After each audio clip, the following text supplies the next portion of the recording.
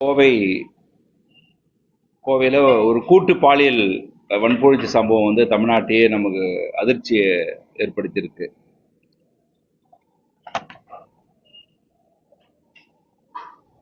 ஆனா இதன் பின்னணியில வந்து அரசு இயந்திரங்களுடைய செயல்பாடுகள் எப்படி இருக்குன்றதையும் நம்ம கவனத்தில் எடுத்துக்கணும்னு பார்க்கிறோம். குறிப்பா அரசு இயந்திரங்களை நான் பார்க்கிறது வந்து வெறும் காவல்துறை மட்டுமல்ல, மருத்துவத்துறை மட்டுமல்ல, ஜுடிஷியரியும் சேர்த்து தான் இதை நான் சுட்டிக்காட்ட விரும்புகிறேன். இதன் அடிப்படையில் ஒரு ஜூலையிலிருந்து செப்டம்பர் மாதம் வரை 3 மாதம் நாங்கள் ஒரு ஆய்வு மேற்கொண்டோம். கிட்டத்தட்ட 26 மாவட்டங்கள், தமிழ்நாட்டில் உள்ள மாவட்டங்களில் 26 டிஸ்ட்ரிக்டில் இந்த ரிசர்ச்சை மேற்கொண்டோம். தலித் பெண்கள் மீது நடைபெறக்கூடிய வன்கொடுமைகள் அப்படின்றது எப்படி இருக்குன்றது தான் இந்த ரிசர்ச். என்ன அப்படின்னாக்க வெறும் எங்கெங்க சம்பவங்கள் நடந்திருக்கு, என்ன விதமான வன்கொடுமை சம்பவங்கள் நடந்திருக்குன்றது மட்டும் எங்களுடைய நோக்கம் அல்ல. இந்த கிரிமினல் சிஸ்டத்தை வந்து மானிட்டர் பண்றதா முக்கியமான நோக்கம். காவல்துறை இருக்கு அப்படின்னா அவங்க முறையா விசாரணை பண்றாங்களா, சார்ஜ் ஷீட் போடுறாங்களா, தண்டனை கிடைக்குதா, குற்றவாளி வந்து அரெஸ்ட் பண்ணப்படுறாங்களா, காம்பன்சேஷன் கிடைக்குதா, மறுவாழ்வு கிடைக்குதா, இதை எடுக்கணுன்றதுக்காக தான் நாங்க இந்த ஆய்வு மேற்கொண்டோம். இது வெறும் ஒரு ஸ்டேட்டை வந்து பிளைம் பண்றதோ இல்லை ஒரு போலீஸை பிளைம் பண்றதோ இந்த ஆய்வினுடைய நோக்கம் அது அல்ல. இந்த ஆய்வு நோக்கம் என்னன்னா, ஒரு காவல்துறை அல்லது அரசு இயந்திரங்கள் ஒரு வழக்கை எடுத்து நன்றாக விசாரணை பண்ணி எடுத்துட்டு போவாங்க பாருங்க, ஒரு குவாலிட்டியான கேஸ். அந்த குவாலிட்டியான கேஸ்ல இருக்கக்கூடிய கேப்ஸ், அதுதான் இந்த ஆய்வு நோக்கமா நாங்க பார்த்தோம். இதுவரை முன்னாடி நாங்க எவிடன்ஸ் அமைப்பு மேற்கொண்ட பல்வேறு ஆய்வுகள் அந்த வன்முறை அரசாங்கத்தினுடைய செயல்பாடுகள் மட்டுமே நாங்க ரிசர்ச் பண்ணோம். இந்த விசாரணை என்பது வேறு விதமா இருந்துச்சு. ஒரு மினிமம் ஒரு கவர்மெண்ட் வந்து எஃப்ஐஆர் போட்டிருப்பாங்க, அக்யூஸ் அரெஸ்ட் பண்ணியிருப்பாங்க, காம்பன்சேஷன்லாம் கிடைச்சிருக்கும். ஆனால் அந்த வழக்கு எத்தனை ஆண்டு காலம் நிலுவையில் கிடக்கு, கோர்ட்ல எவ்வளவு வருஷம் இருக்கு பெண்டிங்ல இருக்கு, இல்லை இன்வெஸ்டிகேஷன் எவ்வளவு பெண்டிங்ல இருக்குன்றதா அந்த ஆய்வினுடைய நோக்கமா நாங்கள் எடுத்துக்கிட்டோம். அப்படி பார்க்கும்போது 90 சம்பவங்கள் எடுத்து நாங்கள் ரிசர்ச் பண்ணதுல இந்த பாதிக்கப்பட்ட பெண்களுடைய வயசு அப்படின்னு பார்க்கும்போது 16 இருந்து 66 வயசு உள்ள பெண்கள் இந்த இதுல இருக்கிறாங்க. 90 பெண்கள்ல வந்து கல்வி தகுதின்னு பார்க்கும்போது 5 இருந்து 9 வரை படித்தவங்க வந்து 27 பேரு, 10ஆம் வகுப்பு வரை படித்தவங்க வந்து 11 பேரு, 12ஆம் வகுப்பு வரை படித்தவங்க வந்து 8 பேர் இருக்கிறாங்க, டிப்ளமோ 6 பேரு, இளங்கலை பட்டதாரிகள் அவங்க 14 பேர், முதுகலை பட்டதாரிகள் 5 பேர் இருக்காங்க, படிக்காதவங்க 19 பெண்கள் இதுல இருக்கிறாங்க. இந்த கல்வி தகுதியை வச்சு பார்க்கும்போது கூட இதனுடைய நிலைமை நம்மளுக்கு நல்லா தெரியுது. பாத்தீங்கன்னா கிட்டத்தட்ட நிறைய பெண்கள்ல முதல் இடத்துல இருக்கிறது வந்து 5 to 9 பெண்கள் தான், 9 வரை படிச்ச பெண்கள் தான் அதிகமாக இருக்கிறாங்க. இது மட்டும் இல்லாம இந்த 90 பேர்ல வந்து 43 பெண்கள் வந்து கூலி தொழிலாளர்களா இருந்தாங்க. இந்த வன்முறையில பாதிக்கப்பட்ட தலித் பெண்கள்ல 43 பெண்கள் கூலி தொழிலாளர்களா இருந்தாங்க. 9 பேர் வந்து தனியார் துறையில, 2 பேர் வந்து அரசு துறையில வேலை செய்யற பெண்களும் இருந்தாங்க.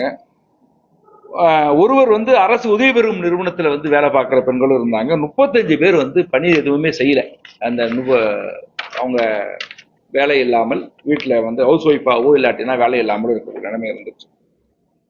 இந்த 90 பேர்ல வந்து பாத்தீங்கன்னாக்க திருமணமானவங்க 39 பேர் இருக்காங்க, கைம்பெண்கள் விடோ வந்து 8 பேர் இருக்காங்க, தனித்து வாழும் பெண்கள் சிங்கிள் விமன் 4 பேரு, மறுமணம் செய்தவங்க வந்து ஒரு 3 பேரு, கணவனால் கைவிடப்பட்டவங்க வந்து ஒருத்தவங்க இருக்காங்க, திருமணமாகாத 35 பேர் இந்த ஆய்வுல தெரிய வந்துச்சு. அதிகமா நாங்க எடுத்த அந்த 90 வழக்குல மதுரை தான் வந்து அதிகமா எடுக்கப்பட்டது. அதுல வந்து பாத்தீங்கன்னா மதுரையில 24 வழக்கு, திண்டுக்கல்ல 8, தேனியில 7, கடலூர்ல 5, இதர மாவட்டங்கள்ல வந்து 1 இருந்து 4 வழக்குகள் அப்படின்னு இது எடுக்கப்பட்டது. இந்த வன்முறை அப்படின்னு நம்ம எடுத்து பார்க்கும்போது சாதி ரீதியாக இழிவான வார்த்தைகளால் பாதிக்கப்பட்ட பெண்கள் அப்படின்னு பார்க்கும்போது 55 பெண்கள் அதுல வராங்க. பாலியல் ரீதியாக ஆபாசமாக பேசப்பட்டு அவமானப்படுத்தப்பட்ட வார்த்தைகள் ரொம்ப இழிவாக, ஒன்று காஸ்ட் நேம் அபியூஸா பேசுறது, இன்னும் வந்து செக்ஷுவலாவே அவங்கள அபியூஸா பேசுற அந்த கணக்கு பார்த்தீங்கன்னா 8 பேர் இருக்காங்க. செக்ஷுவல் ஹராஸ்மெண்ட் பாலியல் சீண்டல்ல 7 பெண்களும், சாதி மற்றும் பாலியல் ரெண்டும் சேர்ந்து 2 பெண்களும், அட்டாக் வந்து 28 பெண்களும். இதுல அதிர்ச்சி என்னன்னாக்க ரேப் 32 பெண்கள். இதுல இந்த எடுத்து நாங்க பார்க்கும்போது 90 சம்பவங்கள்ல 32 வழக்கு வந்து ரேப் விக்டிம், பாலியல் வன்புணர்ச்சியால் பாதிக்கப்பட்டவங்க இருக்கிறாங்க. இதுல என்ன கொடுமைன்னு பாத்தீங்கன்னாக்க இந்த 90 பெண்கள்ல 27 பெண்களுக்கு பலமுறை நடந்திருக்கு வன்முறை. ஒரு முறை நடக்கல. 63 பெண்களுக்கு ஒரு முறை நடந்திருக்கு. 27 பெண்களுக்கு வந்து பலமுறை நடந்திருக்கு. எப்போதாவது பாதிப்பு இருக்கும். கண்டினியூவா இல்லாம இருக்கிற பெண்களுக்கு 3 நடந்திருக்கு. தொடர்ந்து இன்னும் வரை அதுல பாதிப்பு இருக்குன்றது 3 பெண்கள் வந்து எங்களுடைய ஆய்வுல வந்து அவங்க தெரியப்படுத்திருக்கிறாங்க. இது ரொம்ப அதிர்ச்சியா இருந்துச்சு.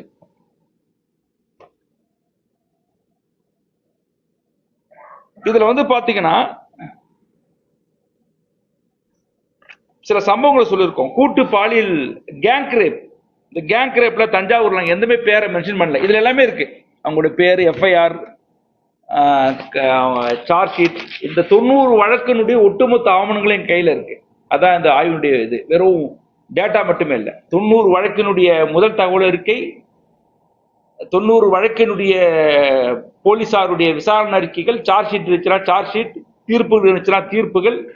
ஸோ அனைத்து ஆவணங்களும் திரட்டப்பட்டன. வெறும் ஒரு கொஸ்டினர் ரெடி பண்ணி மட்டும் நாங்கள் பண்ணல. அனைத்து ஆவணங்களும் திரட்டப்பட்டிருக்கின்றன. கிட்டத்தட்ட இந்த 90 வழக்குல 7000க்கு மேற்பட்ட டாக்குமெண்ட்ஸ் வந்து இதுல இருக்கு. அதுதான் இந்த ரிசர்ச்ல நாங்க முக்கியமா சொல்ல விரும்புறது. தஞ்சாவூர்ல வந்து பாத்தீங்கன்னாக்க 11/4/2022 இந்த சம்பவம் 2019 இருந்து ரிசர்ச் பண்ணோம் நாங்க. அந்த கேஸ் 90 வழக்குல 2019 15 வழக்கு, 2020 10 வழக்கு, 2021 20 வழக்கு, 2022 வந்து 13 வழக்கு, 2023 வந்து 19 வழக்கு வந்து போட்டிருக்கிறாங்க. 2024 வந்து 13 வழக்கு. மொத்தம் வந்து இதுல 90 வழக்குகள் இதுல இருந்திருக்கு. அப்ப பார்க்கும்போது பாத்தீங்கன்னாக்கா இந்த கூட்டு பாலியல் வன்புணர்ச்சின்றது, இந்த கேங் ரேப், அது வந்து 11/4/2022 வந்து ஒரு 22 வயசு பெண்ணை வந்து 3 பேர் சேர்ந்து கேங் ரேப் பண்ணியிருக்கிறாங்க. அந்த சம்பவத்துல 42 மாசங்கள் ஆயிடுச்சு. இதுவரை ட்ரையலுக்கு வரல. எஸ்சிஎஸ்டி ஆக்ட்ல சொல்றாங்க, சம்பவம் நடந்து 2 மாதங்களில் குற்றப்பத்திரிகை தாக்கல் செய்யப்பட்டு, குற்றப்பத்திரிகை தாக்கல் செய்யப்பட்ட 3 மாதங்களில் தீர்ப்பு கொடுக்கப்பட வேண்டும். இதுதான் வந்து சட்டத்தில் சொல்லப்பட்டிருக்கு. மினிமம் 5 மாசம், மினிமம் 5 மாசம் எடுத்துக்கலாம். அதாவது இன்சிடென்ட் நடந்ததுல இருந்து மினிமம் 5 மாசம் எடுத்துக்கலாம் இருக்கு. ஆனால் 42 மாதங்கள் ஆன நிலையிலும் இந்த கேஸ் வந்து இதுவரை கோர்ட்டுக்கு வந்து வரல என்று ரொம்ப வருத்தமா இருக்கு. அதே மாதிரி திண்டுக்கல்ல வந்து பாத்தீங்கன்னாக்க 30/3/2024 அது 2 நாள்ல 2 பெண்கள் அக்கா தங்கச்சிங்க, 16 வயசு 1 18 வயசு, 4 பேர் கொண்ட கும்பலால் கூட்டு பலாத்காரம். இந்த வழக்கு வந்து இதுவரை நீதிமன்ற விசாரணைக்கு வரல. இது போக அருப்புக்கோட்டையில 18/3/2024 21 வயசு 27 வயசு உள்ள பெண்கள் 6 பேர் கொண்ட கும்பலால் கூட்டு பாலியல் பலாத்காரம் பண்ணப்பட்ட வழக்கு. இந்த வழக்கும் நீதிமன்ற விசாரணைக்கு இதுவரை வரல. சிவகங்கையில வந்து 38 வயசு பெண்ணை வந்து 5 பேர் கொண்ட கும்பல் வந்து 17/9/2024 கூட்டு பாலியல் பலாத்காரம் பண்ணியிருக்கிறாங்க. இந்த சம்பவமும் இதுவரை சார்ஜ் ஷீட் கூட போடல. இந்த சம்பவத்துல சார்ஜ் ஷீட் கூட போடல. 1 வருஷம் கடந்து ஆணையில சார்ஜ் ஷீட் கூட போடல. அதுக்கப்புறம் வந்து ரேப் அண்ட் மர்டர் அப்படின்னு பார்க்கும்போது ஒரு 38 வயசு பெண் ஒருத்தவங்க வந்து புதுக்கோட்டையில அவங்க இது பண்ணியிருக்கிறாங்க, கொல்லப்பட்டிருக்காங்க. 27/11/2022 3 வருஷம் ஆன நிலையிலும் கூட வழக்கு வந்து இன்னும் இப்பதான் வந்து விசாரணைக்கு வந்திருக்கு. அதாவது வந்து சார்ஜ் ஷீட் போட்டு ட்ரையல் ஆரம்பிக்கல. 22 ஆரம்பிச்சது, கோர்ட்டுக்கு வந்து வந்திருக்கு, இன்னும் ட்ரையல் ஆரம்பிக்கல. இந்த இரட்டை கொலைகள் அப்படின்னு பார்க்கும்போது ரெண்டு கொலைகளா நடந்ததுல வந்து பார்க்கும்போது எங்களுக்கு வந்து ஒரு 2 சம்பவம் இருந்துச்சு. அதுல ஒன்றை நாங்கள் இதில் மென்ஷன் பண்ணியிருக்கோம். 2020 நடந்த சம்பவம் 6 வருஷம் ஆக போகுது. வர 2026 அடுத்த நெக்ஸ்ட் இயர் வந்து வந்துச்சுனாக்க ஜனவரி மாசம் வந்துச்சுன்னா 6 வருஷம் ஆக போகுது. இப்பதான் வந்து நீதிமன்ற விசாரணைக்கு வந்திருக்கு, இன்னும் ட்ரையல் ஆரம்பிக்கல. இதெல்லாம் அதே மாதிரி ஆணவ கொலை வழக்கு ஒன்று எடுத்திருக்கோம் திண்டுக்கல் பக்கத்துல. அது 2021 வந்திருக்கு. அந்த பொண்ணு இறந்து போன வழக்குலையும் வந்து பாத்தீங்கன்னாக்க இதுவரை நீதிமன்ற விசாரணைக்கு வரல. மதுரையில வந்து 6/5/2023 வந்து ஒரு பொண்ணு கொலை செய்யப்பட்டாங்க. அந்த உங்களுக்கு தெரியும், அந்த திம்ஸ் கட்டையால அடிச்சு கொலை செய்யப்பட்ட அந்த வழக்குல 30 மாதம் ஆன நிலையில கூட வழக்கு வந்து இப்பதான் நீதிமன்றத்துல நடந்துகிட்டு இருக்கு. சரி, குழந்தைகளுக்கான நிலைமை எப்படி இருக்குன்னு பார்க்கும்போது உசிலம்பட்டியில 14 வயசு சிறுமி, 65 வயசு முதியோர் ஆள் வந்து இது எல்லாமே எஸ்சிஎஸ்டி பெண்கள். நான் சொல்றது பாதிக்கப்பட்ட பெண்கள் எல்லாமே எஸ்சிஎஸ்டி பெண்கள். அதுல வந்து 2020 வந்து நடந்திருக்கு. 5 வருஷமா அந்த கேஸ் நடந்துகிட்டு இருக்கு. இப்பதான் வந்து நீதிமன்ற விசாரணைக்கு வந்திருக்கு. எதுவுமே விசாரணை ஆரம்பிக்கல, ட்ரையலுக்கு வந்திருக்க தவிர எதுவுமே வந்து எடுத்துட்டு போகல. அதே மாதிரி திருவாரூர்ல வந்து பாத்தீங்கன்னா 10 வயசு சிறுமி அவங்க வந்து ஒரு பாலியல் வன்புணர்ச்சிக்கு உள்ளாக்கப்பட்டிருக்காங்க. 6 ஆண்டுகள் ஆக போகுது. அதுவும் இப்போதான் விசாரணைக்கு வந்திருக்கு. இது எல்லாம் ரொம்ப அதிர்ச்சியாக இருக்கு. ஏன்னா காம்பன்சேஷன் கொடுக்கறதோ அதெல்லாம் எஃப்ஐஆர் போடுறதெல்லாம் வந்து அது வந்து ஒரு ரொட்டீன் நடவடிக்கை.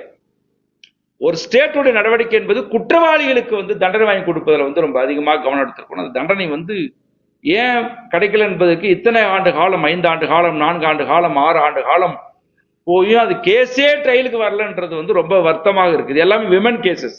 நான் இந்த மாதிரியான கேசஸ்லாம் எடுத்து நடத்த துரிதமான தண்டனை கொடுத்துருந்தாங்கன்னா, ஓரளவு கொடுத்துருந்தாங்கன்னா, ஒரு விமன் பாதுகாப்புன்ற ஒரு கல்ச்சர் ப்ரொமோட் ஆகிருக்கும். இந்த மாதிரியான ஒரு ஒரு ஒரு ஒரு ஒரு 3 பேர் கொண்ட ஒரு பொறுக்கிகள் ஒரு பொண்ணை போய் அங்க இப்படி பண்ணிட்டு இவ்வளவு நடந்திருக்கிறதுக்கு காரணம் இந்த மாதிரியான கிரிமினல் சிஸ்டத்தில் இருக்கிற தோல்வி நான் சுட்டிக்காட்ட விரும்புறேன். இது உள்ள கேப்னு சுட்டிக்காட்ட விரும்புறேன். அதே மாதிரி வந்து பாத்தீங்கன்னாக்கா நம்மளுக்கு போன வருஷம் நீங்க நம்ம தெரியும், இங்க இதே இடத்துல பிரஸ் மீட் நடத்தணும். நம்ம ஒரு எம்எல்ஏ வீட்டுல ஒரு 14 வயசு பொண்ணு வீட்டு வேலை செஞ்சாங்கன்னு 6 மாசமா. அந்த வழக்கும் இதுவரை நீதிமன்ற விசாரணைக்கு அவங்க கொண்டு வரப்படலை.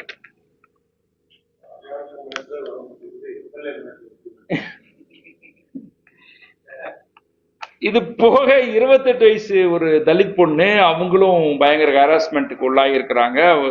அவங்க குழந்தை மேல யூரியன்லாம் விட்டுருக்காங்க. அந்த பொண்ணை வந்து பொதுப்பாதை நடக்க விடாம அடிச்சிருக்காங்க, சேலையை பிடிச்சி கிடிச்சு அட்டாக் பண்ணிருக்காங்க. அதுவும் விசாரணைக்கு வரல. ஸோ இது எல்லாமே வந்து பார்க்கும்போது 90 வழக்குல நாங்க எடுத்து பார்க்கும்போது 3 வழக்குகளுக்கு மட்டும்தான் தீர்ப்பு கிடைச்சது. 3 வழக்குகளுக்கு 90 வழக்குல 3 வழக்குகளுக்கு மட்டும்தான் தீர்ப்பு கிடைச்சிருக்கு. மற்ற வழக்குகளுக்கெல்லாம் தீர்ப்பு கிடைக்கல. பல வழக்குகள் வந்து பெண்டிங்ல இருக்கு. கோர்ட்ல பல வழக்குகள் பெண்டிங்ல இருக்கு. அதனுடைய புள்ளிவரத்தில் கொடுத்திருக்கிறேன். பல வழக்குகள் காவல் நிலையத்தில் பெண்டிங்கா இருக்கு. பல வழக்குகள் தள்ளுபடி செய்யப்பட்டு உள்ளது. மிஸ்டேக் ஆஃப் ஃபேக்ட், இல்ல குற்றவாளியில கண்டுபிடிக்க முடியல என்றதெல்லாம் வந்து இவங்க கொடுத்திருக்கிறாங்க. இதுல என்ன கொடுமைனா, இந்த 90 வழக்கிலையும் இங்கதான் நான் ரொம்ப முக்கியமா சுட்டிக்காட்ட விரும்புறேன்.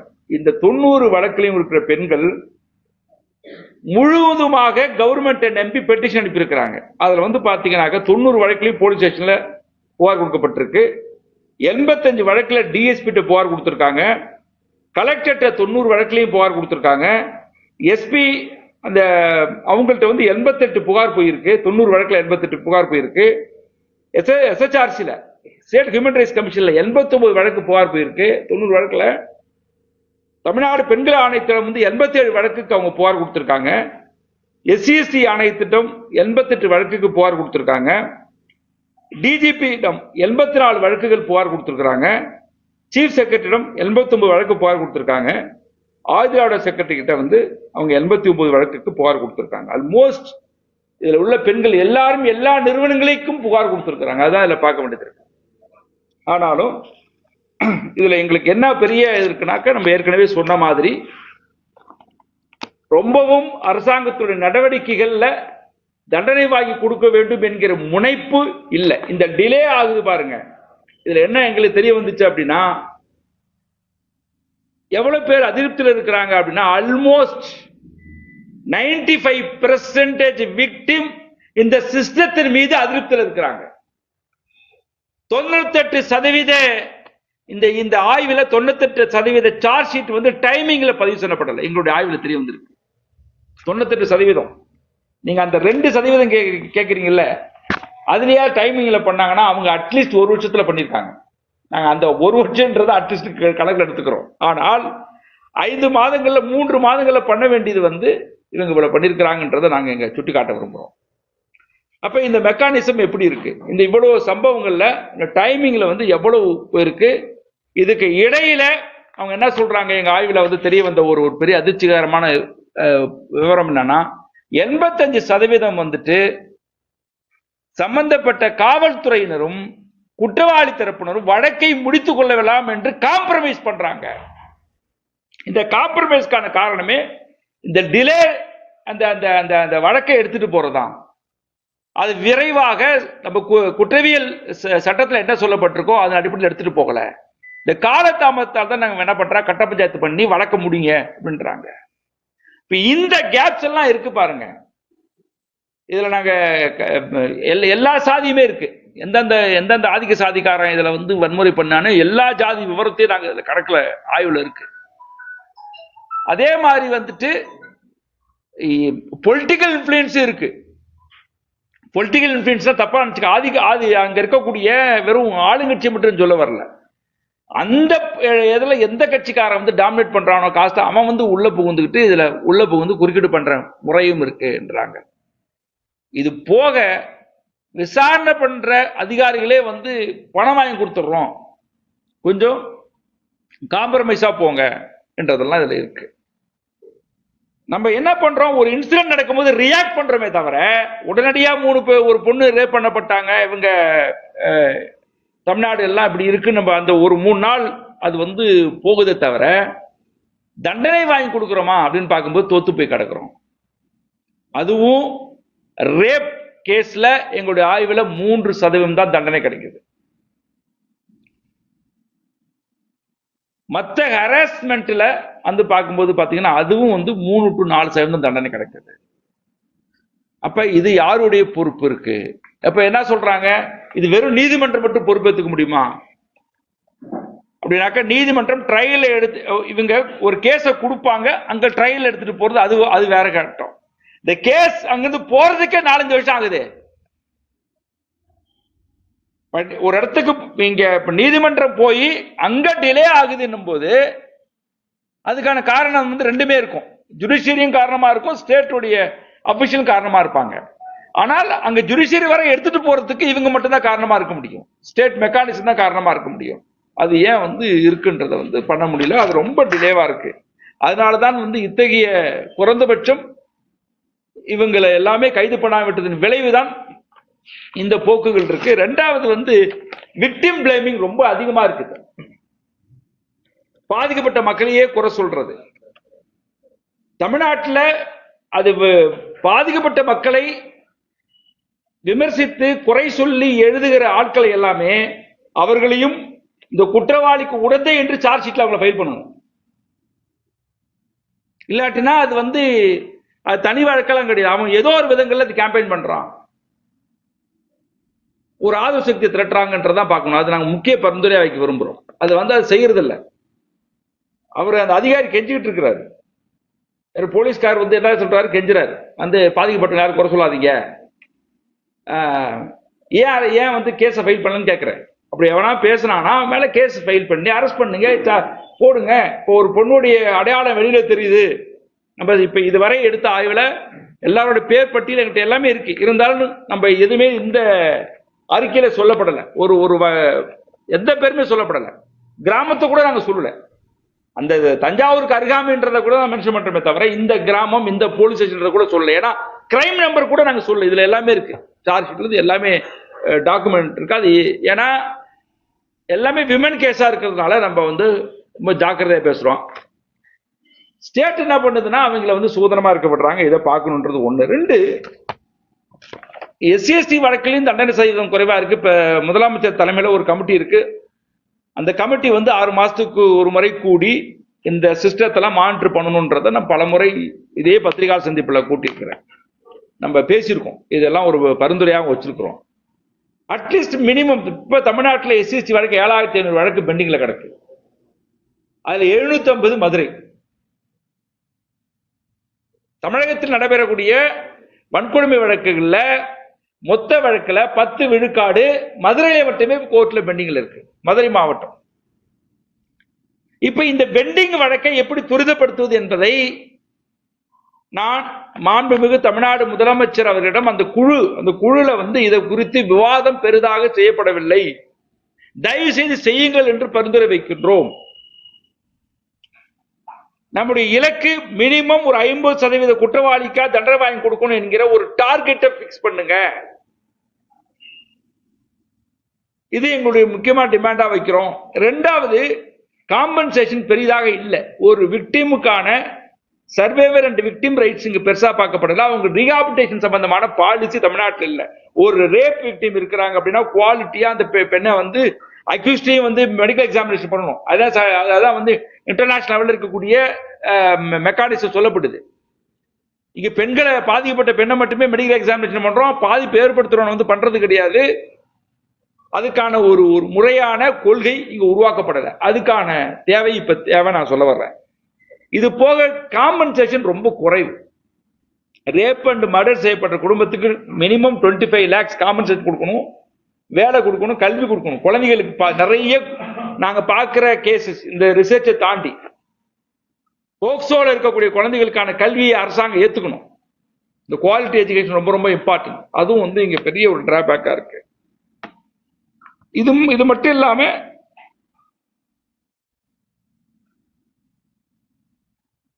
இந்த வழக்கை 5 மாதங்கள்ல நடத்தி முடிக்கணும். எல்லா ஊர்லயுமே ஸ்பெஷல் கோர்ட் இருக்கு. ஏன் பெண்டிங்கா இருக்கு எனக்கு புரியல. மகளிர் நீதிமன்றங்களும் இருக்கு, எஸ்சிஎஸ்டி கோர்ட் இருக்கு. தமிழ்நாட்டில் 18 டிஸ்ட்ரிக்ட்ல இருக்கு. 38 இருக்கணும், 18 இருக்கு. மற்ற டிஸ்ட்ரிக்டை கிளப் பண்ணி வச்சுக்கிறாங்கன்னு வைங்க. இவ்வளவு நீதிமன்றங்கள் இருக்கும், ஏன் பல வழக்குகள் வந்து அதை தேங்கி கிடக்கு அப்படின்னும் போது அங்க சிஸ்டம் வந்து ரொம்ப வீக்கா இருக்கு நான் சொல்ல வரேன்.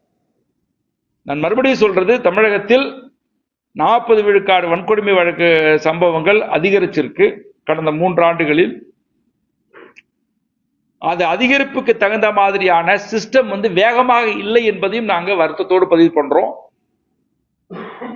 சரி, இந்த மாதிரியான மெக்கானிசம், இந்த மாதிரியான சிஸ்டம் இருந்துச்சுன்னா, ஒருவேளை துரிதமான தீர்ப்பு கிடைச்சிச்சுன்னா பெண்கள் மீதான வன்முறை குறையுமா, இல்ல தலித் பெண்கள் மீதான? ஏன்னா தலித் பெண்களுக்கு மீதான வன்முறை ஏன் நம்ம கொஞ்சம் சீரியஸா எடுத்துக்கிறோம் அப்படின்னா, ஆக்ட்ல சொல்லப்பட்டிருக்கு, ஒரு பெண் வந்து இளம்பெண் வந்து ஒரு ரேப் பண்ணப்படுறாங்கன்னு வச்சுங்க, பொதுவா சொல்றேன், 7 ஆண்டுல இருந்து 10 ஆண்டு வரை தண்டனை உண்டு.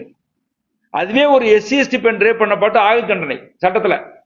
அது என்ன எஸ்சிஎஸ்டி பெண்கள் ரேப் பண்ணா மட்டும் ஆயுள் தண்டனை கொடுக்குறீங்க, மற்ற பெண்கள்னாக்க 7ல இருந்து 10 ஆண்டுன்னு வரும்போது, மற்ற பெண்கள் ரேப் பண்ணப்படும் போது ஒரு பேட்ரியாக்கி மைண்ட் செட்ல மேல் சாவினிசம் அடிப்படை நடத்தப்படுது. ஆனா தலித் பெண்கள் என்று வருகிற போது காஸ்டிசமும் கூட வருது. அதனால தண்டனை கூட கொடுக்கணும்ன்றதான் வந்து அந்த சட்டத்தினுடைய விதிகள்ல சொல்லப்பட்டிருக்கு. ஆனா இவங்க ஹேண்டில் பண்ணது ரொம்ப கொடுமை. இதுல என்ன கொடுமைனா, ஒரு வழக்கில் எடுத்து ரிசர்ச் பண்ணி பார்க்கும்போது ஒரு பொண்ணுக்கு வந்து 14 வயசுன்னு போட்டிருக்காங்க, ஆனா 13 வயசு. இந்த 13-14 வந்து பெருசா கண்டுக்கல யாரு நம்ம பாதிக்கப்பட்ட மக்கள். இந்த ரிசர்ச்ல தெரிய வருது. அதுக்கப்புறம் தான் நுணுக்கமா பார்க்கும்போது தெரியுது, 13 வயசுன்னு போட்டிருந்தா கம்பல்சரி 3 மாசத்துக்கு பெயில் கொடுக்க கூடாது சட்டத்துல. அப்ப இந்த பெயில் கிடைக்கலன்றதுக்காகவே தந்திரமாக போலீஸ்காரர் என்ன பண்றாங்க, 13ன்றது 14 வந்து அதுக்கு குறிப்பிட்ட அளவு பணம் வாங்கியிருக்காங்க ஒரு வயசை போடுறதுக்கு. இப்ப இந்த மாதிரி ஏழை எளிய பெண்கள் என்ன பண்ணுவாங்க, குற்றவாளி தரப்புல பணம் கொடுத்தாங்க, அவங்க என்ன பண்ணுவாங்க? சோ சிஸ்டம் வந்து இவ்வளவு வீக்கா இருக்கு. இந்த ஆய்வு ஓரளவு நாங்கள் தமிழக அரசுக்கு என்னுடைய முடிவுகள் அனுப்பி வைக்கலான் இருக்கோம். பரிந்துரையாகவும் பத்திரிகையாளர்கள் மூலமாக சிவில் சமூகத்துக்கும் அரசுக்கும் இந்த மேற்கொண்ட இந்த 7-8 பரிந்துரையை நாங்க கவனப்படுத்த விரும்புகிறோம்.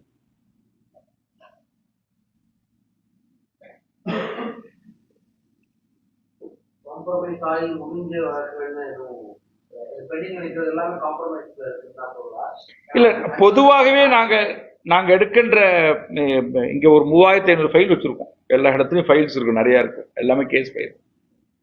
இந்த வழக்குகள்ல வந்து பார்க்கும்போது வந்து இந்த காம்ப்ரமைஸ் ஆக்கப்படுது பாருங்க. அதுல வந்து பெரும்பாலும் கிட்டத்தட்ட எஸ்சிஎஸ்டி வழக்குல மட்டும் நான் சொல்றேன் 45 விழுக்காடு வந்து காம்ப்ரமைஸ் பண்ணப்படுது. விக்டிம் ஒன்றும் பண்ண முடியாது, ஏன்னா லேட்டா வந்து நடக்குது இல்ல. அவங்க என்ன சொல்றாங்க, அதான் ஒரு இடம் சொல்லுவாங்கல்ல, காலதாமதிக்கப்பட்ட நீதி மறுக்கப்பட்ட நீதிக்கு சமம் இருக்குல்ல, அது தப்பு. மறுக்கப்பட்ட நீதிக்கு சமூகப்படல, மறுக்கப்படுவதற்கான சூழ்நிலையை சிஸ்டம் உருவாக்குன்னு சொல்ல வரேன் நான். இந்த காலதாமதம் ஏன்றதான். நீங்க இவ்வளவு தூரம் அவங்க என்ன நினைக்கிறாங்கன்னா, இழுத்துட்டு போகும்போது குழந்தையா இருக்கு. இப்ப ஒரு வழக்குல வந்து 14 வயசு அந்த பொண்ணு பாதிக்கப்படும் போது, இன்னைக்கு அந்த பொண்ணுக்கு 21 வயசு, 20 வயசு ஆயிடுச்சு. இன்னைக்கு 20 வயசு ஆயிடுச்சு. இப்ப என்ன பண்றாங்கன்னா அந்த பொண்ணு கல்யாணம் வரப்போகுது. இப்ப கல்யாணம் வரும்போது என்ன பண்ண இந்த கேஸ் வந்து அந்த திருமண வாழ்க்கையை வந்து பாதிக்குதுன்னு நினைக்கிறாங்க. அப்ப என்ன பண்ணுவாங்க, முடிச்சுக்கிறாங்க. என்ன பண்ண முடியும் நீங்க? பணத்துக்குள்ளேயே நான் போக விரும்பல. அவங்களுக்கு என்னன்னா வாழ்க்கைன்றதான் முக்கியமா இருக்கு. நம்ம ஒரு விக்டிமை நம்ம பிளேம் பண்ண முடியாது. நான் விக்டிம் எந்த இடத்துல பிளேம் பண்ண மாட்டேன். அவன் பணம் வாங்குறானோ அது வந்து பாவம், அவங்களோட நிலைமை. அதுக்கான சூழல் நினைச்சிருந்தாங்கன்னு வச்சுங்களேன். ஏன்னா விக்டிம் ப்ரொடெக்ஷன் ரொம்ப இம்பார்ட்டன்ட் சொல்ல வரேன். நான் சொல்ல வர்றது சர்வேவருக்கு வந்து பாதுகாப்பு கொடுத்து நம்பிக்கை கொடுக்கணும். நீதியை விட நீதியின் மீதான நம்பிக்கையை தான் ஒரு ஸ்டேட் வந்து ஏற்படுத்துறது நம்முடைய பொறுப்பா இருக்க முடியும். நாங்க எல்லாம் கூட இருக்கிறோம். இப்ப நிர்பயா என்கிற பெண் வந்து ஒரிஜினல் வயசு கிடையாது. நிர்பயா என்கிற பெண் வந்து நம்ம உருவாக்கப்பட்ட பேரு. ஆனா வேற ஒரு பேர் தான் அந்த பெண்ணுக்கு இருந்துச்சு. ஆனா அதுல நம்ம இவ்வளவு கான்பிடன்ஸ்லாம் வச்சுக்கிறோம்ல. ஏன்னா நமக்கே தெரியுது, தவறான வச்சுக்க வேணாம். ஒரு சம்பவம் அது டெல்லியில நடந்தாலோ சென்னையில் நடந்தாலோ இன்ஃபோசிஸ்ல அந்த பொண்ணுங்க வேலை பார்த்தாலோ இல்ல மெடிக்கல் காலேஜ் ஸ்டூடெண்டா இருந்தாலோ ஐடில வேலை பார்த்தாலோ கொந்தளிக்கிற சமூகம் ஒரு கிராமப்புற பெண்ணா இருந்தா, ஏழையா இருந்தா, அதுவும் சேரியில இருந்தா, கருப்பா இருந்தா, படிக்காதவளா இருந்தா அது கண்டுக்கிறது இல்லைன்றதா இந்த ஸ்டடியோட முடிவா இருக்கு. நீதியே ஜாதி பார்த்து தான் ஒழிக்குது, நீதியே பணம் பார்த்து தான் ஒழிக்குது, நீதியே கலர் பார்த்து தான் ஒழிக்குது, நீதியே வந்து அந்த ஸ்டாண்டர்டை பார்த்து தான் இருக்கு. இப்ப எடுக்கப்பட்ட நம்மளுக்கு எந்த என்கவுண்டர் மேலாம் எந்த உடன்பாடு கிடையாது. ஆந்திரா என்கவுண்டர் வந்து ஒரு பொண்ணு மெடிக்கல் காலேஜ் பொண்ணு ரேப் பண்ண உடனே குற்றவாளி என்கவுண்டர் பண்ணி நடக்குதா இல்லையா? கடந்த ஆண்டு எங்க ஆய்வுல 6 பெண்கள் கூட்டு பாலியல் பலாத்காரம் பண்ணிருக்காங்க.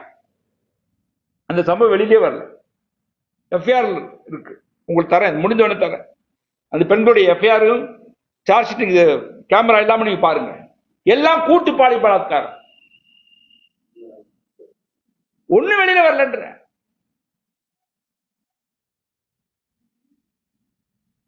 ரேப் அண்ட் மர்டர் எத்தனை நடந்திருக்கு?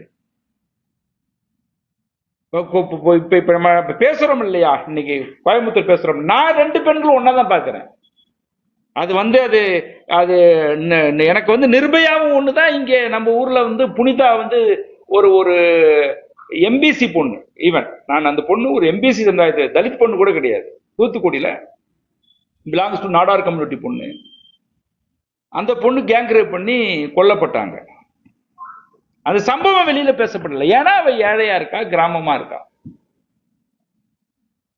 எல்லாம் நம்மளுக்கு நம்ம ஒண்ணு வச்சுக்கிறோம். அது இந்த நிலைமை தான் இருக்கு.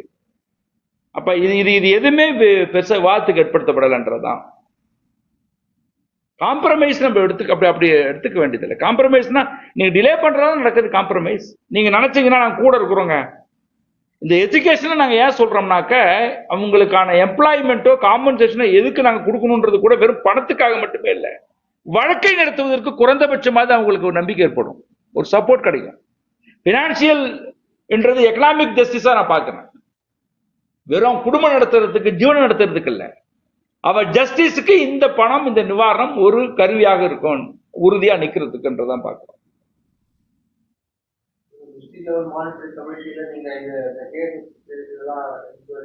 இல்ல, டிஸ்ட்ரிக்ட் லெவல் மானிட்டரிங் கமிட்டியை பொறுத்த மட்டில் அவங்க வந்து மிஸ்டேக் ஆஃப் ஃபேக்ட் கமிட்டியா மாறிடுச்சு. நான் குற்றச்சாட்டு வைக்கிறேன். அதாவது எங்களால் கண்டுபிடிக்க முடியாத வழக்குகளை நாங்கள் தள்ளுபடி பண்ற ஒரு குழுவாக தான் இருக்காங்களே தவிர இதை வந்து வலுவாக எடுத்துட்டு போறதுக்கான ஒரு சிஸ்டமா அவங்க இல்லைன்றதான் உண்மை. அது நான் என்ன சொல்றேன், மறுபடியும் இது ஒரு அரசியலா பார்க்காம இந்த சிஸ்டத்தை எப்படி பலப்படுத்துறதுன்றத மட்டும் கொஞ்சம் பார்த்தா அதுலயும் எனக்கு இல்லை. அது ரொம்ப வருத்தமா இருக்கு எனக்கு. எல்லார்கிட்டையுமே நாங்க ஒரு டேட்டாவே இருக்கு எங்கள்கிட்ட, உங்களுக்கு அறிக்கையே கொடுக்குறோம். எந்தெந்த கமிட்டி 3 மாசத்துக்கு ஒரு மாதிரி கூடணும்ன்றாங்க. 3 மாசம் கூடி நான் சவால் விடுறேன்.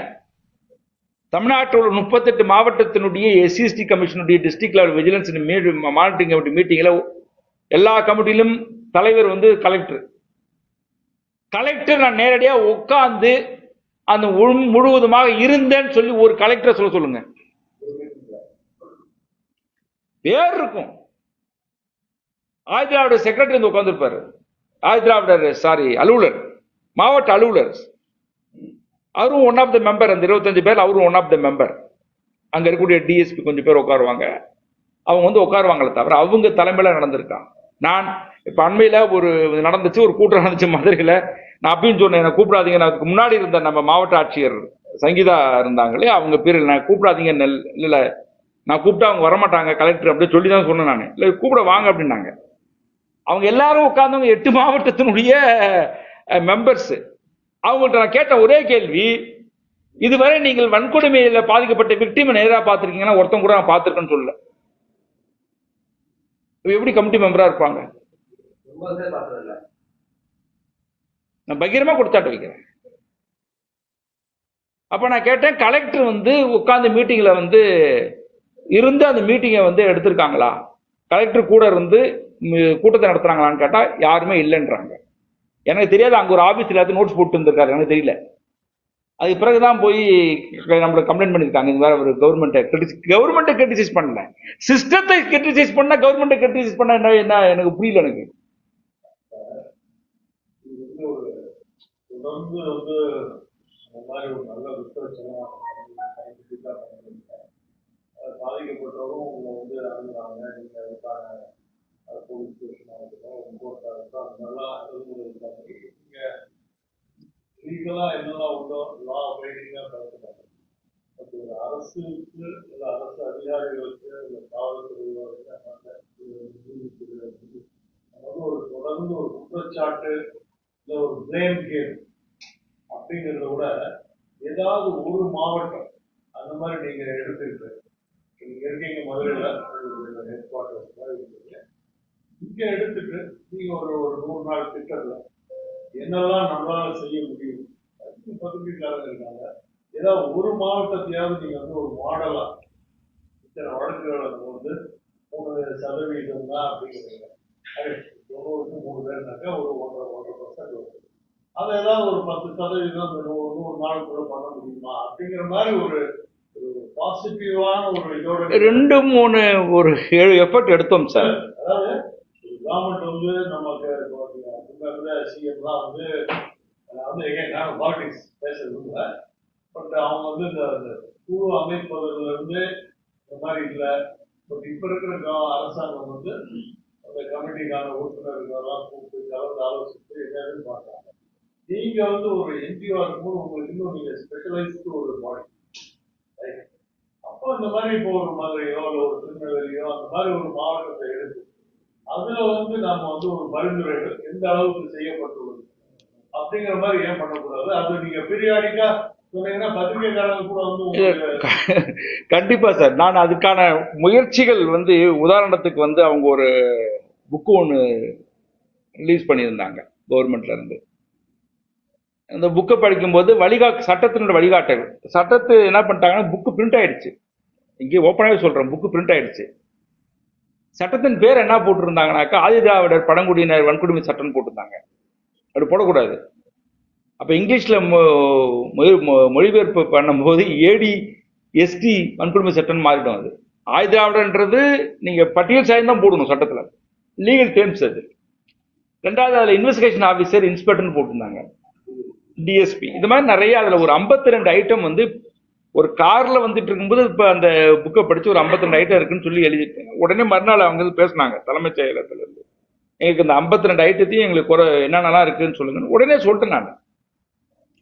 இதுவரை அந்த புக்கு வரல, இது ஒரு பேச்சுக்கு சொல்ல வரேன். ரெண்டாவது வந்து சில எஸ்பி கிட்டையும் பேசி இந்த கேப்ஸை பத்தி என்ன செய்யலாம் ஒரு ரெண்டும் சில ஆபீசர்ஸ் ரொம்ப அக்கறை எடுக்கிறாங்க. நம்ம ஒரு ஐஜி வந்து ரீசெண்டா கூட லாஸ்ட் வீக்கெண்ட் கான்டாக்ட் பண்ணி சொன்னாரு, எனக்கு ஒரு ஸ்டடி பண்ணி கொடுங்க, நான் பொதுவாக இருக்கிற மாவட்டங்கள்ல வந்து நீங்க தீண்டாமை என்னென்ன இருக்குன்னு கூட சொல்லி கொடுங்க, நான் வந்து கான்பிடென்ஷியல் ஸ்டடியா இருக்கட்டும்ன்றாங்க. நான் அவங்களுக்கான வேலையை கூட ஆரம்பிச்சிருக்கேன். அது மாதிரி இன்ட்ரெஸ்டா சில ஆபீசர்ஸ் வந்து கேட்கறாங்க. இப்ப என்னன்னா ஸ்டேட்ல என்ன பெரிய நம்மளுக்கு இஷ்யூ இருக்குன்னா, கமிட்டி 63 பேர் கொண்ட கமிட்டி இருக்கு சார். கமிட்டி பெருசா இருக்கு, நான் இல்லைன்னா சொல்ல வரல. சரி, 40 விழுக்காடு இன்க்ரீஸ் ஆயிருக்கு, அதையும் நான் சொல்ல வரல. எனக்கு என்ன கேள்வினா, ஏன் இவ்வளவு பெண்டிங்கா இருக்கு? இப்ப வழக்கு இப்ப நம்ம சொல்லதான் முடியும். உங்களுக்கு தெரியும், நம்மள வந்து நீங்க நல்ல இடத்துல சொல்றீங்க, நமக்கு என்னன்னா அவங்களுக்கு நம்மளையா சேர்த்துக்குவாங்கன்னு நினைக்கிறீங்களா நீங்க? அவங்க என்ன நினைக்கிறாங்க, சரி இது வந்து இங்க இருக்கிற கேப்ஸ் வந்து வெளில சொல்லக்கூடாதுன்னு நினைக்கிறாங்களே தவிர, ஒரு ஒரு இடைவெளியை சரி பண்ணி அதை எப்படி ஸ்ட்ரென்தன் பண்ணி அந்த ஃபங்க்ஷனிங் எவ்வளவு வேகமா இருக்குன்றதை நம்மளும் எஃபர்ட் எடுக்கிறோம். நான் நிறைய அபிஷியல்கிட்ட பேசினேன், கிட்டத்தட்ட அபிஷியல் ட்ரைனிங் கொடுத்துட்டு இருக்கோம். ஒரு பக்கம் அவங்க என்கிட்ட மனவிட்டு சொல்றாங்க, பட் ஆனாலும் 50% வந்து கூடி இருக்குன்னு சொல்றது வந்து புகார் கொடுத்தவங்க, புகார் கொடுக்காதவங்க இருப்பாங்க. இப்ப 1600 போலீஸ் ஸ்டேஷன் இருக்கு. அப்ப எல்லா இடங்களையும் அது கூடிதான் இருக்கு. ஒரு பாசிட்டிவா எடுக்கலாமா அப்படிங்கிறதுதான். இப்ப இதுவே நான் பாசிட்டிவான அப்ரோச்சா தான் பாக்குறேன். இந்த டிமாண்ட் அது கவர்மெண்ட் அது பாசிட்டிவா எடுத்துக்கிட்டு போய் இதை எப்படி ஸ்ட்ரென்தன் பண்ணலாம்னாலே ஒரு பாசிட்டிவான அப்ரோச் தானே.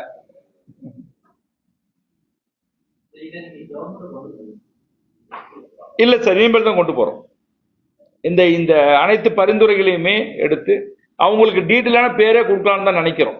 ஏன்னா கொஞ்சம் இது சயின்டிபிக்கான ஸ்டடி.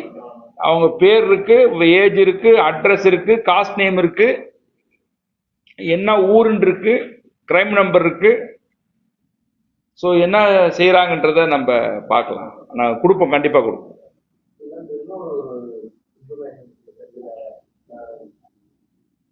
எஜுகேஷன் இல்லாம, வேலை இல்லாம 40 பேர் வச்சிருக்காங்க. எஜுகேஷன் இல்லாம இதுல ஏதாவது அதனால ரோல் இருக்குன்னு நினைக்கிறீங்களா?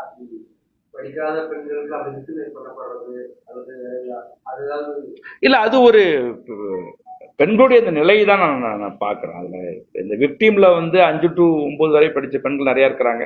2வது கேட்டகரி படிக்காத பெண்களாக இருக்கிறாங்க. படித்த பெண்களும் இருக்காங்க, அது ரொம்ப குறைவாக இருக்குது. அதையும் சொல்ல வரேன் நான். இப்போ ரெண்டு இடம் வந்து கவர்மெண்ட் வளாகத்தில் நடந்திருக்குன்னு நினைக்கிறேன். அரசு அதிகாரிகளே அவங்க பாதிக்கப்பட்டிருக்காங்க. ஸோ அது ஒரு நிலைமைக்காக சொல்ல வரேன். இது வந்து ஒரு பொது தகவலுக்காக, அவங்க திருமணமானவங்க, எஜுகேஷன் ஸ்டேட்டஸ் எல்லாம் பொதுவா எடுக்கிறது.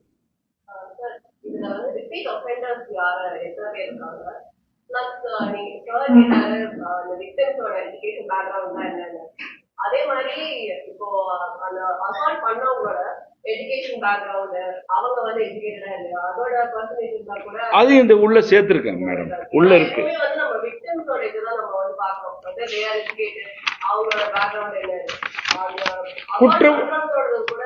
ஆமா, கரெக்ட். இல்ல நீங்க கேட்டது நல்ல கேள்விதான். அவங்க குற்றவாளி தரப்பினுடைய ஏஜையும் உள்ள கொடுத்துருக்கோம், இந்த காஸ்டும் கொடுத்துருக்கோம். இது எல்லா காஸ்ட்லயும் வராங்க.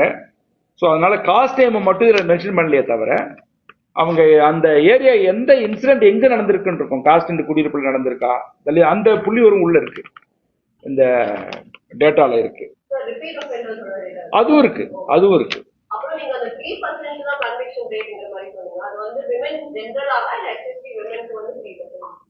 ஜென்ரலாவே விமனுக்கு 3 to 4 தான். அதுவும் தலித் விமனுக்கும் அதே தான், அது பொருத்தமா இருக்கு. ஆல்ரெடி ஆம்னஸ்டி இன்டர்நேஷனல் ரிப்போர்ட் வந்து சொல்றாங்க. அவங்க என்ன சொல்றாங்கன்னாக்கு, இந்தியாவில் வந்து பெண்கள் மீது நடைபெறக்கூடிய ஹராஸ்மெண்ட் கேஸ்ல வந்து 20% எஃப்ஐஆர் ஆகுது. 80% எஃப்ஐஆர் ஆகுறது இல்லை. அதுவும் தலித் பெண்கள்னாக்க 5% தான் வந்து எஃப்ஐஆர் ஆகுதுன்றது ஆம்னஸ்டி இன்டர்நேஷனலுடைய ரிப்போர்ட் ஃபைண்டிங்ஸ் சொல்றாங்க. ஏற்கனவே அவங்களும் சொல்லியிருக்காங்க.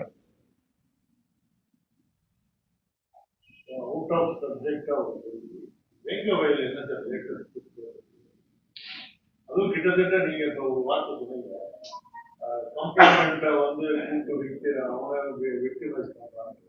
அதாவது என்ன, அந்த வேங்கவெயில் வந்து இப்ப பெண்டிங்ல, வேங்கவெயில் முடிச்சிருக்கலாம் சார். வேங்கவெயில் சார்ஜ் ஷீட் போட்டு எனக்கு தெரிஞ்சு ஜனவரி 24 நினைக்கிறேன், இந்த வருடம் 24 போட்டாங்க. அதையும் வேகமா முடிச்சிருக்கலாம். அதுல ஒருத்தர் வந்து போலீஸ்கார், அவங்க குற்றச்சாட்டப்பட்ட ஒருவர் வந்து போலீஸ்காரா இருக்கிறாரு, போலீஸ் பணியில இருக்கிறாரு. அந்த விட்டோடின்னு ஒன்று சொல்லுவாங்கல்ல சார், விட்டுட்டு ஓடிட்டாருன்னு சொல்லிட்டு ஒரு இது இருக்கும். அதன் அடிப்படையில் அவரை வந்து இப்போ வேலைக்கே எடுத்துக்கல, சஸ்பென்ஸும் பண்ணல, டிஸ்மிஸும் பண்ணல, எதுவுமே பண்ணாமல் வச்சிருக்கிறாங்க. நாங்கள் இங்கே எடுத்து அதை ரிசர்ச் பண்ணி பார்க்கும்போது அதில் என்ன சொல்கிறாங்கன்னா, ஒரு 6 மாதம் அவர் வந்து கிட்டத்தட்ட 40 days போயிட்டார். பயந்துட்டு அப்புறம் 40 டேஸ்ல போய் ஆஜராயிட்டாரு. ஆஜராகி என்ன வேலைக்கு சேர்த்துங்கன்னு இருக்கிறாரு. ஆனாலும் அவங்க இது பண்ணல.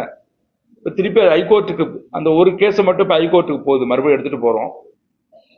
இப்ப 2 விஷயம் சார். அந்த வேங்கவையில பொறுத்த மட்டும் என்னன்னாக்க ரொம்ப அது விக்டிமுக்கு எதிராகவே சார்ஜ் போடப்பட்டது. அந்த கேஸ் என்னன்னா SC/ST வழக்கா போடப்பட்டு SC/ST வழக்கை குவாஷ் பண்ணிட்டு ஸ்டேட் பாதிக்கப்பட்ட மக்களே அவங்க மேலே ஒரு சார்ஜ் பண்ணி இன்னொரு எஃப்ஐஆர் போடப்பட்டு, இந்த பேட்டர்ன் இந்தியாவில் இதான் முதல் வழக்கு. அதுல இருந்து SC/ST ரிமூவ் பண்ணிட்டாங்க. ஃபர்ஸ்ட் போட்ட எஃப்ஐஆர்ல இருந்து அந்த SC/ST கேஸை இது பண்ணிட்டு தான் CBCID என்ன பண்றாங்கன்னா அந்த கேஸை SC/ST வழக்கெல்லாம் ரிமூவ் பண்ணிட்டு இவங்கள 3 பேரை குற்றவாளி ஆக்கிட்டாங்க. ஹைகோர்ட் சத்யநாராயணனுக்கு முன்னாடியே பின்னாடியே பிறகு சார் சத்யநாராயணன் நான் ஓப்பனாக சொல்றேன், சத்யநாராயணன் இப்ப என்ன வேலை பார்த்துட்டு இருக்காருன்னா ஆணவ கொலை குற்றவாளிகளுக்கு ஆதரவா சுப்ரீம் கோர்ட்ல ஆஜராயிட்டு இருக்காரு. சத்யநாராயணன் இங்க சிட்டிங்ல இருக்கும்போது ஜஸ்டிஸ் சத்யநாராயணன் அவர் யாருன்னா சங்கர் கௌசல்யா வழக்குல A1 குற்றவாளியை ஹைகோர்ட்ல விடுதலை பண்ண சத்யநாராயணன் தற்போது கன்னிக முருகேசன் வழக்கினுடைய குற்றவாளிகளுக்கு நீதி வழக்கறிஞராக டெல்லியில சுப்ரீம் கோர்ட்ல இருக்கிறார். இன்னொரு வழக்கறிஞர் யாருன்னா முன்னாள் ஜஸ்டிஸ் நாகமுத்துவும். அதாவது நீதிபதியா இருக்கும்போது ஆணவ குற்றவாளிகளுக்கு ஆதரவா தீர்ப்பு கொடுப்பது, ரிட்டையர்ட் ஆன பிறகு ஆணவ குற்றவாளிகளுக்கு ஆதரவாக வழக்கு நடத்துவது.